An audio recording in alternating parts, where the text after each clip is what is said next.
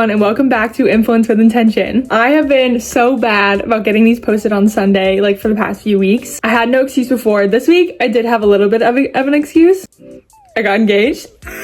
So I got engaged on a Thursday, and then from there on, the weekend was just like hectic. And I was gonna film for this episode on the weekend.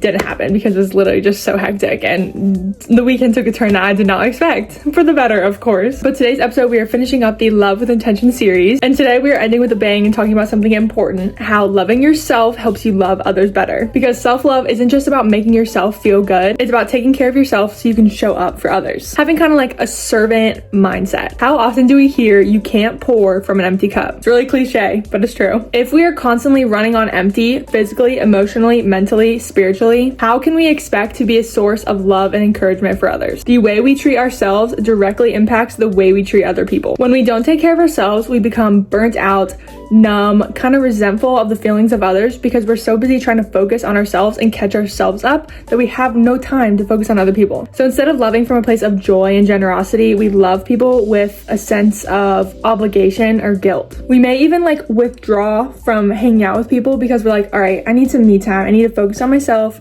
get myself right before I can be with other people. And there is time for that, but not all the time. Let's dive into our Bible verse for the week, which is Mark 12, verse 31, love your neighbor as yourself. This verse is very much often quoted when talking about loving everyone, but let's notice, Jesus already assumes that we are loving ourselves. He is saying that the way we treat ourselves should mirror how we treat other people. If we neglect, mistreat, just totally don't even focus on how we are treating ourselves, we're not even going to pay any lick of attention to how we are treating other people. True self-love does not come from validation of the world. If you are constantly chasing what other people think of you to fill your cup, you're always going to be running on empty. True self-love comes from understanding how deeply God loves you. When we root our identity in God, we stop seeking approval of others. We stop letting other people's idea of us fill our cup. Instead, when we believe what God says about us, we can walk confidently in his love and use that love to overflow with other people. Okay, yes, Jackson, I understand that, but what are some ways that I can practically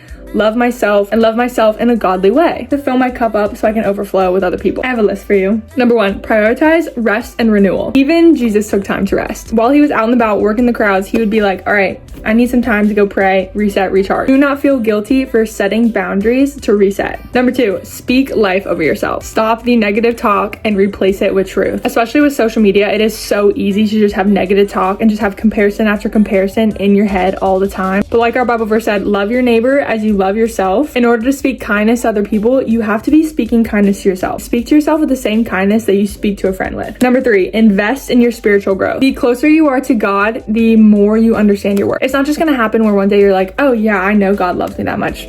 Done. Fixed. I'm feeling good. That is something you have to continually practice, continually repeat in your head for the rest of your life. And how you do that is spend time reading his word, prayer, and honestly just building a community of other people who believe the same things you do. And number 4, set healthy boundaries. Loving yourself does not mean overextending yourself. Sometimes you have to say no, which will later allow you to say yes to the right thing. And how you discern between when saying yes and no is literally through prayer and listening to your gut. When we are filled with God's love and are taking care of ourselves, we will naturally reach out to others and overflow. We're more patient, we're more present, we're more willing to serve. Not out of exhaustion, but out of like abundance, literally just wanting to talk to people. Loving yourself will create a ripple effect to loving everyone else around you. So this week, I challenge you to take one intentional step to loving yourself better. Maybe it's speaking more kindly to yourself and having time throughout the day where you literally sit down and speak kind words to yourself. Or maybe it's setting a boundary, or maybe it's spending time with God. But let me know in the comments because I would love to hear how you're going to love yourself just a little bit better this week and to help encourage each other in this journey. Thank you all so much for being a part of this Love with Intention series. I have a really, really fun idea for the next